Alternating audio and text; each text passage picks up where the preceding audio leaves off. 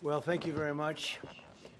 That was very unexpected, but incredibly acted upon by Secret Service and law enforcement. And this was an event dedicated to freedom of speech that was supposed to bring together members of both parties with members of the press. And in a certain way it did, because the fact that they just unified, I saw a room that was just totally unified. It was in one way very beautiful, a very beautiful thing to see. A man charged a security checkpoint armed with multiple weapons, and he was taken down by some very brave members of Secret Service, and they acted very quickly and have just released, for purposes of transparency, clarity, I've ordered it to be put out. You probably have it by now. Put out on Truth and put out on many other platforms. A tape showing the violence of this thug that attacked our Constitution, and also showing how quickly Secret Service and law enforcement acted on our country's behalf. Really did a great job. One officer was shot, but saved by the fact that he was wearing obviously a very good bulletproof vest. He was shot from very close distance with a very powerful gun, and the vest did the job. I just spoke to the officer, and he's doing great. He's in great shape. He has very high spirits, and we told him we love him and respect him, and he's a very proud guy. He's very proud of what he does, Secret Service agent. And we looked at all of the conditions that took place tonight, and I will say, it's not a particularly secure building, and I didn't want to say this, but this is why we have to have all of the attributes of what we're planning at the White House. It's actually a larger room, and it's much more secure. It's drone-proof, it's bulletproof glass. We need the ballroom. That's why Secret Service, that's why the military are demanding it. They've wanted the ballroom for 150 years for lots of different reasons, but today's a little bit different, because today we need levels of security that probably nobody's ever seen before. But everyone owes a tremendous debt of gratitude to the courage of law enforcement, the law enforcement, and working with the D.C. police, and we just spoke with the mayor. And when we're finished, the police chief is going to take over and discuss it also from their viewpoint. But they also performed exactly as they were supposed to, and you see the attacker in different positions, but you also see the attacker totally subdued and under control. So as you know, this is not the first time in the past couple of years that our republic has been attacked by a would-be assassin who sought to kill. In Butler, Pennsylvania, less than 2 years ago, you all know that story. And in Palm Beach, Florida, a few months after that, we came close. We really had, again, we had some great work done by law enforcement. But in light of this evening's events, I asked that all Americans recommit with their hearts in resolving our difference peacefully. We have to resolve our differences. I will say, you had Republicans, Democrats, independents, conservatives, liberals, and progressives. Those words are interchangeable, perhaps, but maybe they're not. But yet everybody in that room, big crowd, record-setting crowd. There was a record-setting group of people, and there was a tremendous amount of love and coming together. I watched, and I was very, very impressed by that. But First Lady and I were taken very well care of, very quickly rushed off the stage. Vice President J.D. Vance, who's here, was likewise beautifully done. He was just saying how quickly everybody acted, law enforcement, Secret Service in particular in this case, but law enforcement. Marco had the same thing. Pete was there. Pete didn't want any help. He didn't want anybody to help him. He doesn't want anybody to help him, but he did get some, didn't you? And I think you also said that it was very impressive. So with that, I'd like to ask Todd Blanche to come up, say a few words, and tell you it's already underway. The man has been captured. They're going to his apartment. I guess he lives in California, and he's a sick person, a very sick person. And we don't want things like this to happen. I think it's very important that I say, though, and I told the representatives of the evening, they did such a beautiful job. It was such a beautiful evening. And again, they're talking about free speech in our Constitution. That's what it's all about, not just White House correspondents. It was really based on free speech in our Constitution. But I said very importantly that we'll do it again within the next 30 days, and we'll make it bigger and better and even nicer. So I just want to thank everybody that was involved. I also want to thank the press, the media. You've been very responsible in your coverage. I will say I've been seeing what's been out. You've been very responsible. So Todd Blanche, I'd like to say a few words, and then we're going to have cash. And then you're going to go on. We can ask, I guess we can take a couple of questions. I want to thank the First Lady that was a rather traumatic experience for her. There was a lot of action taking place up there very quickly. But again, the response time was really incredible. And we're going to reschedule. We're going to do it again. We're not going to let anybody take over our society. We're not going to cancel things out because we can't do that. We wanted to stay tonight. I will tell you, I fought like hell to stay. But it was protocol. They said, please, sir, because they didn't know there was a lot of action going on, and they didn't know could there be probably a lone shooter, but we'll find out. We'll find out very quickly. They have it very well under control. So I want to thank everybody very much. And Todd Blanche, please. Thank you very much, Mr. President. Tonight you saw the very worst and the very best of this country. You saw the very worst by the actions of that coward that the President just talked about. But you also saw the very best because you saw law enforcement do exactly what they're supposed to do. And you'll see the videos come out, I expect, very shortly, and you'll see law enforcement do exactly what we want them to do. And so I echo what what President Trump just said, that we are extraordinarily grateful and appreciative of the men and women of law enforcement that did their jobs tonight, including one who was injured. This investigation is ongoing. I expect you will see charges filed shortly. The charges should be self-evident given the conduct, but as you'll hear, there will be multiple charges surrounding the shooting, around the possession of firearms, and anything else that we can get on this guy. The investigation is obviously ongoing and just started. There's federal law enforcement already working on search warrants and doing their job, and I don't want to get ahead of them and don't want to get ahead of the work that they're doing even as we speak. Director Patel and I were just on the crime scene a short while ago, and everybody in this room should rest assured that the Metropolitan Police Department, the FBI, Secret Service, everybody's on the scene doing their job.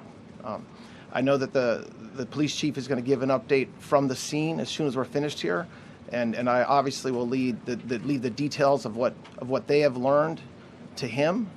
But in the meantime, I just want to thank everybody in this room for the courage. And I want to thank President Trump for his words, and I promise you, justice will be served. Thank you. Dr. Patel. Thank you, General. Thank you, Mr. President. The President's absolutely right. You saw the best resolve of American law enforcement because you, Mr. President, inspire them 24/7, 365. You give them the resources that they need, and they know that you have their back. And that is a changing dynamic in this country, and that's why you saw brave Secret Service agents respond immediately, swiftly, subdue and take down the suspect, and safeguard the lives of thousands of individuals at that hotel. Thanks to our interagency partnership with the Department of Homeland Security and the Metropolitan Police Department, the FBI was rapidly deployed onto the scene, took over the evidence response unit, is examining all the ballistics that were found on scene to include the long gun and the shell casings. We are conducting witness interviews as we speak. You will hear from our team on the scene there with the mayor and the head of the FBI field division there. But please know what the Attorney General has just said reigns no truer. You saw the very best of America tonight. The very best unite us at a time of uncertainty, because we have leadership here with the president and the vice president that backs law enforcement, and the men and women that I shook their hands on the scene today could not have been prouder to show up on scene. And as the Attorney General said, make no mistake, we are conducting witness interviews. If you have any information whatsoever related to this event, 1-800-CALL-FBI, 1-800-CALL-FBI. No piece of information is too small. No piece of information is inadequate. We will evaluate it all. We will also be conducting interviews of those that were there. And if any of those individuals have information, please come forward to law enforcement or the FBI or the Metropolitan Police Department. We will be examining this individual's background thoroughly. That process has already started, and we are going to ensure that he was either a lone wolf actor or anyone else that was responsible. We will analyze all evidence immediately to make sure that we safeguard this country. Mr. President, Mr. Vice President, thank you for your leadership. Attorney General and Homeland Secretary Marlin, thank you for your partnership in law enforcement. Thank you, Ken. Okay, we'll do a couple, and then we go to the chief. Madam Chairman, I just want to say you did a fantastic job. What a beautiful evening, and we're going to reschedule. Okay. And after that, it's very tough for her to ask a killer question, right? But you have done a fantastic job. Please. Mr. President, I appreciate it.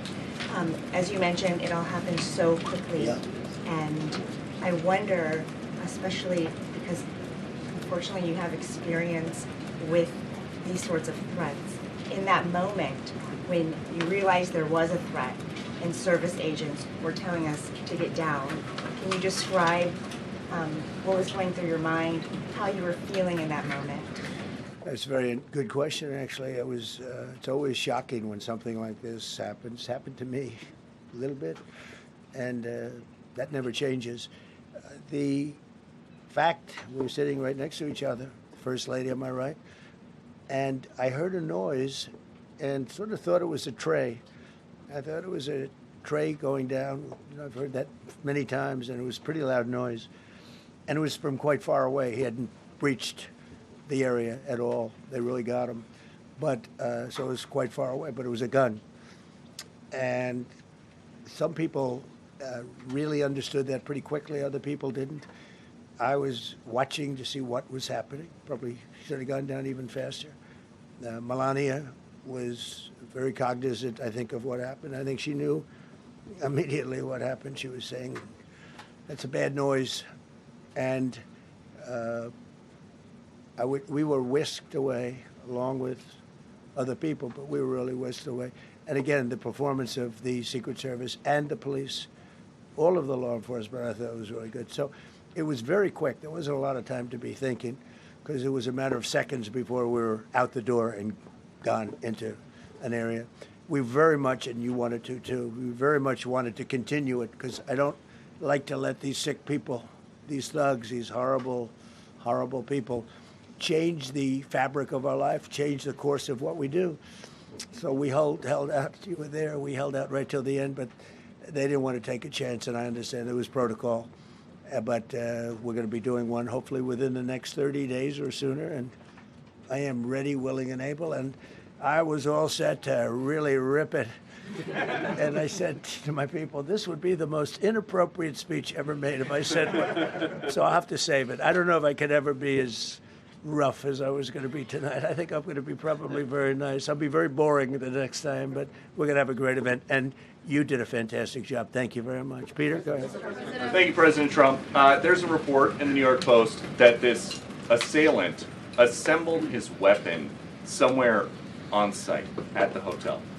What do you think about that? And I ask respectfully, why do you think this keeps happening to you? Well, you know, I've studied assassinations, and I must tell you, the most impactful people, the people that do the most, you take a look at the people, Abraham Lincoln, I mean, you go through the people that have gone through this where they got them. But the people that do the most, the people that make the biggest impact, they're the ones that they go after. They don't go after the ones that don't do much because they like it that way. And when you look at the people that have either, whether it was an attempt or a successful attempt, they're very impactful people. Just take a look at the names there, the big names. And I hate to say I'm honored by that, but I've done a lot. We've done a lot. We've taken this country, and we were a laughing stock for years, and now we're the hottest country anywhere in the world. We've changed this country, and there are a lot of people that are not happy about that. So I think that's the answer, Peter. And after Butler, your team for a while rethought outdoor events. Yeah. Do you think that you now need to rethink No. indoor Well, events? but then you just don't do events. No, I can't do that. I have to. It is what it is. We have to do it. The room was very, very secure. He charged from 50 yards away, so he was very far away from the room. And what did you think when you saw the video of how fast he was running? He was moving. He was really moving. And the reaction time was great. Boy, those guys, they had their guns drawn literally by the time he was there. They were shooting. That's right. I thought they were very impressive.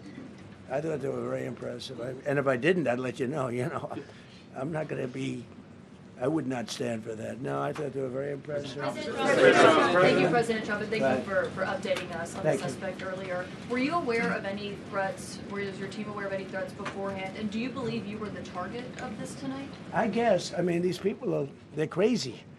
They're crazy, and you never know. He was very far away from me. He had to go through a lot. We had resources all over. We had resources sitting at tables, literally in disguise, sitting maybe at your table. Who knows? But we had people all over the room, so he had a long way to go. That was really a first line of defense, and they got him. And they really, they acted incredibly. No, there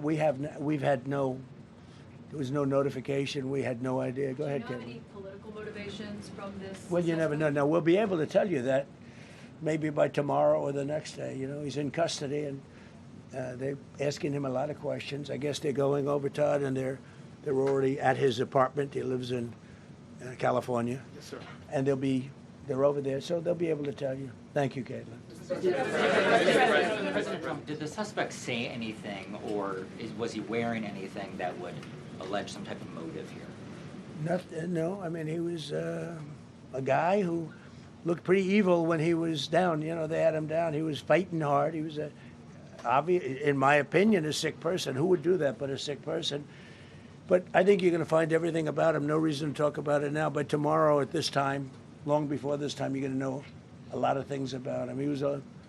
They seem to think he was a lone wolf, and I feel that too. Are you concerned about U.S. Secret Service protection ability? We saw several of the detailees take minutes to be escorted out the room.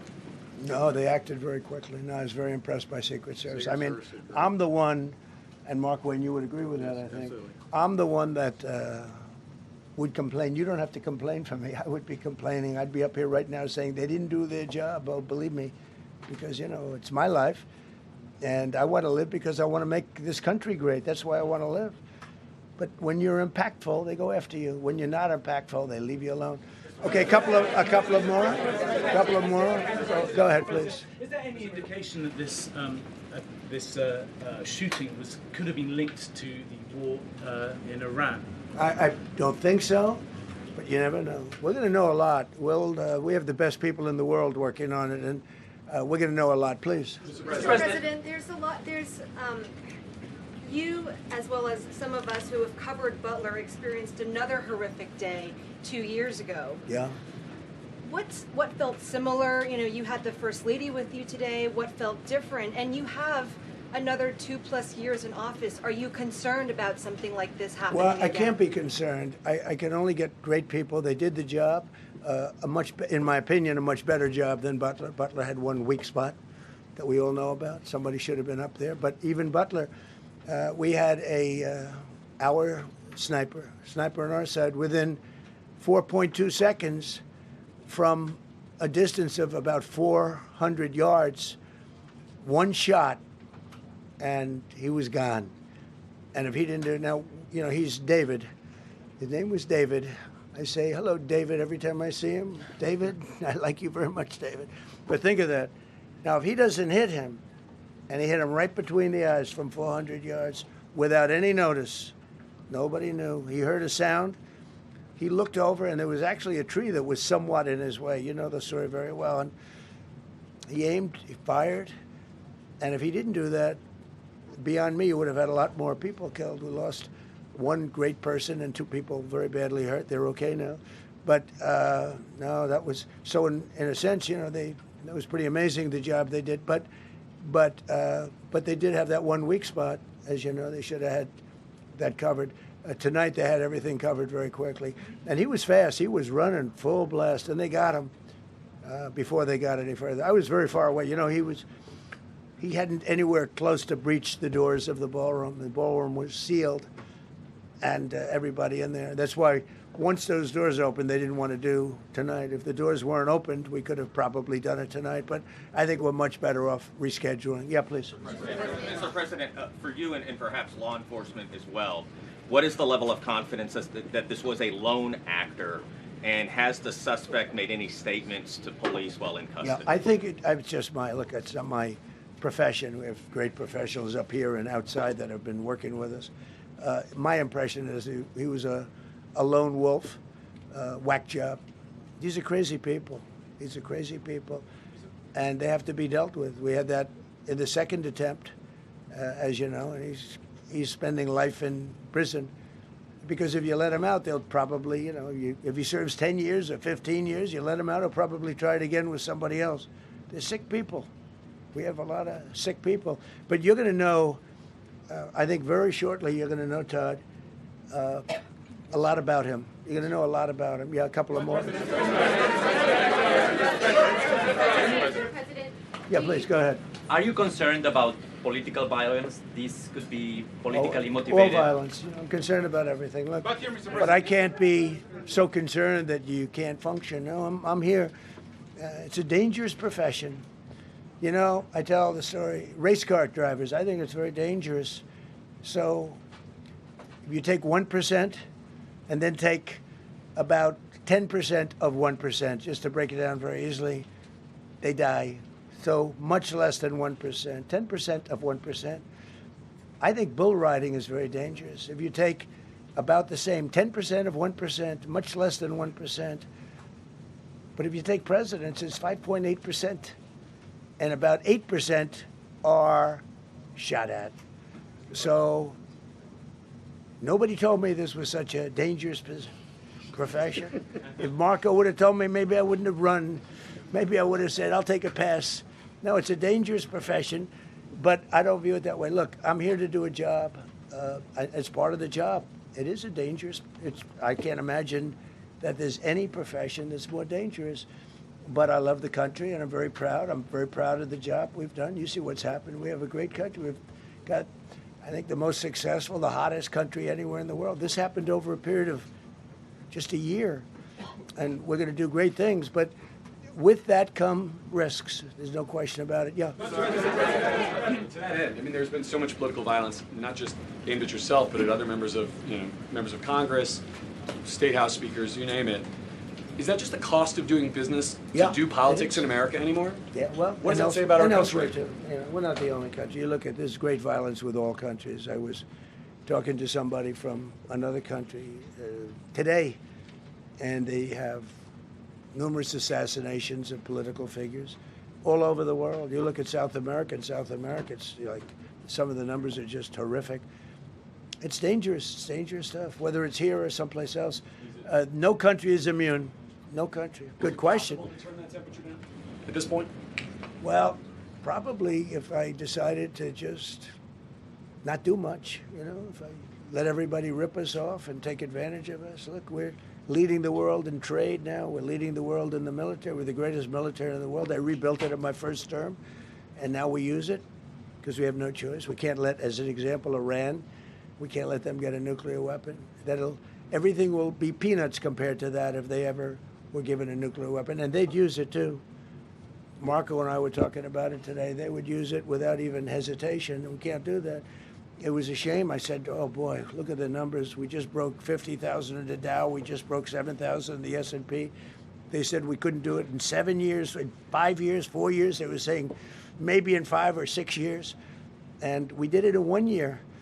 And I called everybody together. I called all of these people and others, and I said, we have to take a little journey. I say to do this. We just had the great number. We just broke 50,000. Wasn't supposed to happen during my term. Wasn't reachable. We did it in 1 year. And I said, we're going to have to make a journey to Iran. They're going to have a nuclear weapon if we don't do it. We had the B-2 bombers take them out. I terminated in the first term the Obama agreement, the Iran nuclear agreement, which was a disaster. That was a road to a nuclear weapon. They would have used it. They would have used it 100%. So, when you do things like that, you become a target. If I wasn't doing that, I guess I'd be a lot less of a target. But I'm honored to be. Okay, one more question. Go ahead. Yeah, go ahead. Thank you, President Trump. Thank you, President Trump. Do you know how the gun was brought into the hotel? And also, how does this event impact you as the leader of our country? Do you think it will change your I leadership? like not to think about it. I lead a pretty normal life, considering it's a dangerous life. I think I handle it as well as it can be handled. I think a lot of other people, you read stories where they become basket cases. To be honest with you, I'm not a basket case. I really take it as it is. I do it for the country. I'm not doing it for any other reason. I have a first lady who's doing a terrific job. She loves the country, and she recognizes it better than anybody. She's told me numerous times. She said, "You are in a dangerous job," but that goes along with her too. I mean, it's dangerous for her too. We sat there tonight. We heard that noise, and it was either a tray or a bullet. I was hoping it was a tray, but it wasn't. And again, we had some very brave people doing a great job, so we're very proud of them and happy with them. I just want to thank everybody. They will be able to give you all that information as to the names and everything else. I think we released the names already. Most of you would have it, but his name. We appreciate it. I see so many tuxedos and beautiful dresses. It was a little different evening than we thought, but we're going to do it again, and we have a great chairman who we're so proud of, and we have to make it better. We'll make it safer, I guess, right? But we're going to make it even better. Okay, thank you very much. Thank you. President Trump, can we hear from the first lady about how impactful this was? Can we hear from her about? Well, honey, would you want to say something? Okay. Huh? One in the back, sir. Right. Millions of people across the globe, in fact, are watching you. You demonstrated courageous leadership, and thank God you're alive. All of us are alive today. What is the message that you want to give to the world that this should change? What corrective measures can we take from here on? Well, all you can do, look, I don't care how many people you have, how good they are. They can be the greatest people. You have the greatest security in history. If you have a whack job who's got a brain, but it's a little bit distorted or a lot distorted, they can make trouble. I would say, Pete, right? They can make trouble. Some of these people are of genius level IQ, and they're nuts.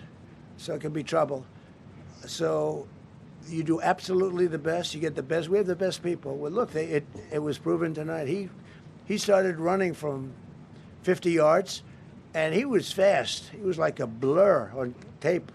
He was moving. It was very impressive the way they got him, because a lot of people would be looking and saying, it's like a weird feeling, and they would let him get through, but they didn't let him get through. They drew those guns so fast. They looked like Matt Dillon. They looked like somebody that knew what they were doing, and we really do. But it comes with the territory. And if you want to do a great job, I really believe that. And you take a look at what's happened to some of our greatest presidents, and it doesn't happen to people that don't do anything. And it's not going to deter me from winning the war in Iran. I don't know if that had anything to do with it. I really don't think so, based on what we know. But we're going to continue to do a great job. That's all I can do. Thank you very much. We'll see you tomorrow. Thank you. Thank you. Thanks, President Trump. Thank you.